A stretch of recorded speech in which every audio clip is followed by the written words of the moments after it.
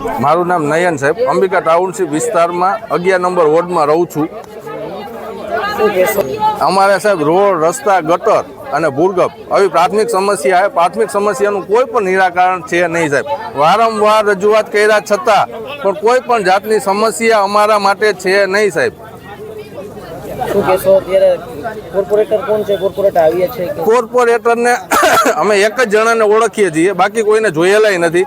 ખરેખર તો આ બધું કોર્પોરેટર સાહેબનું જ કામ હોવું જોઈએ સાહેબ, પણ જ્યારે અમે મત દેવા જઈએ ત્યારે બધું વાવા જેવું હા એમ કરે, બાકી મત જેવા દેવાઈ જાય એટલે કામ પૂરું થઈ ગયું। આવું અમે સાહેબ અત્યાર સુધી મોદી સાહેબને હિસાબે બધાને મત આપેલા છે, પણ હવે પછી મોદી સાહેબનું અમે જોવાના નથી। પણ ત્યાંથી કરીને ભાજપ સરકારને એટલું કહેવાનું થાય છે કે આપણે ગુજરાતમાં એવું ન સમજતા, ગુજરાતમાં ભાજપ જ આવશે। હવે પછી તમે જો ધ્યાન નહીં દેવામાં આવે તો કોંગ્રેસ પણ આવી શકે છે સાહેબ।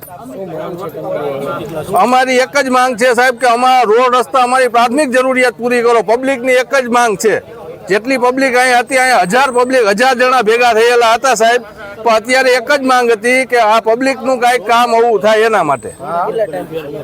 આ સમસ્યા ઓનલી ફોર 7 થી 8 વર્ષથી છે, કોઈ પણ જવાબ દેતા નથી।